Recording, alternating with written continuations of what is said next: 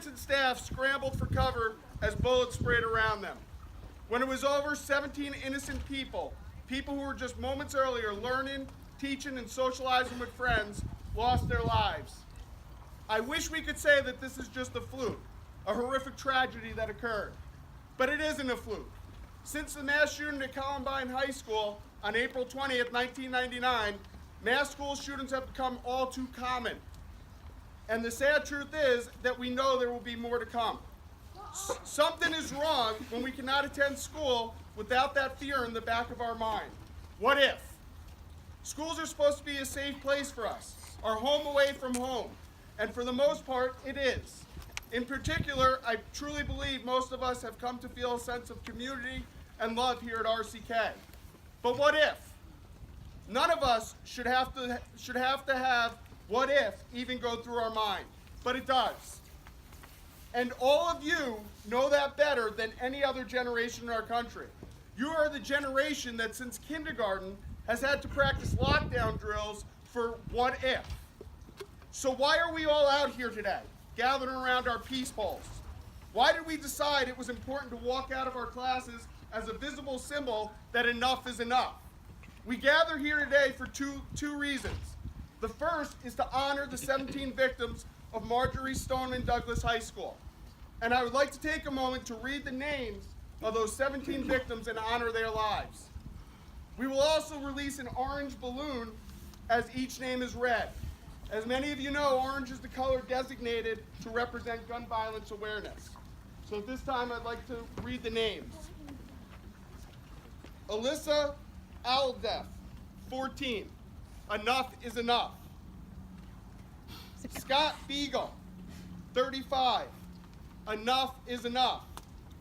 Martin Duque Anguiano, 14. Enough is enough. Nicholas Dworet, 17. Enough is enough. Aaron Feist, 37. Enough is enough. Jamie Guttenberg, 14. Enough is enough.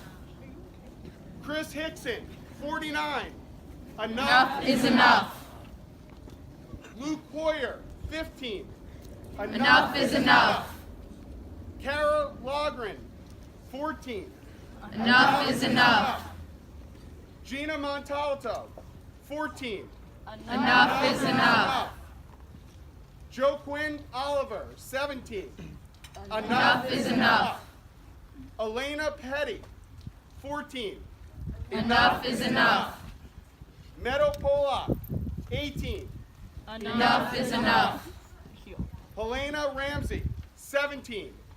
Enough is enough. Alex Schachter, 14. Enough is enough.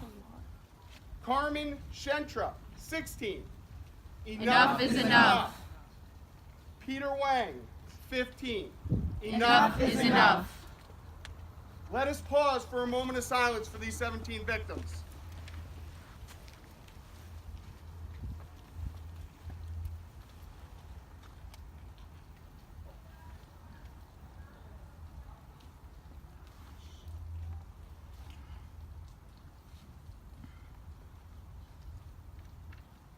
Thank you.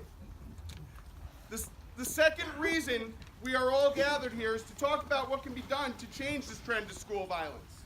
We are here to discuss what can be done to lessen the ease of future attacks from happening. And more importantly than talk, we are here to say we are committed to taking those actions. Walking out of our classes today does not make that happen, but it is a symbol of solidarity with each other and with other students all across the country to say we are committed to pushing our lawmakers to pass common sense, bipartisan gun reform that will help to make our schools safe. We need more than just thoughts and prayers. When it comes to gun laws and the Second Amendment, I'm sure all of us do not agree 100%. And that is okay. We do need to have open, honest, respectful discussions about this issue. And whatever your thoughts are, I urge you, and the point of this walkout is to commit to making your thoughts known to your elected officials.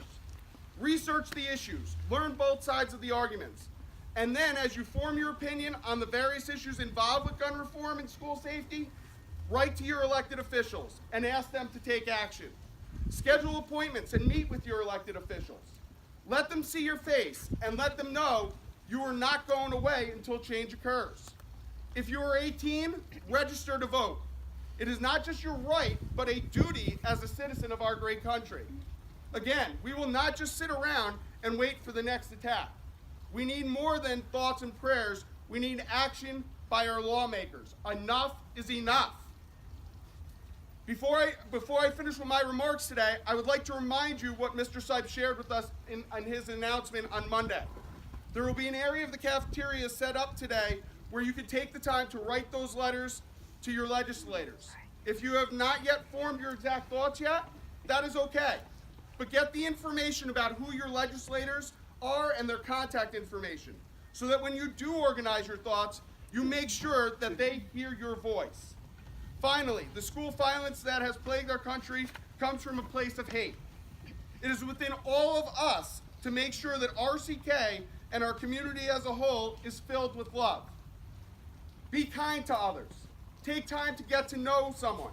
If you see someone sitting in the cafeteria alone, walk up to them, introduce yourself, and sit down next to them. Go out of your way to do nice gestures for others. It's not easy growing up today. You all have different home lives and burdens to deal with. None of us should have to feel alone. So while Mr. Sipe has encouraged us to perform 18 random acts of kindness this week, one for each of the 17 victims in Parkland, Florida, and one to represent the victims of all past school violence, I will take it a step further. I would ask each of you to commit to living each day, doing your part to make our school community a more supportive, stress-free, loving place to be each day for every member of our school. Thank you for listening, thank you for your commitment, and thank you for being a part of what makes RCKA great. I love you guys, and I know the rest of the teachers and staff love you guys as well. So as we get ready to return to our classes, please, let's remember why we walked out, and remember, enough is enough. Thank you.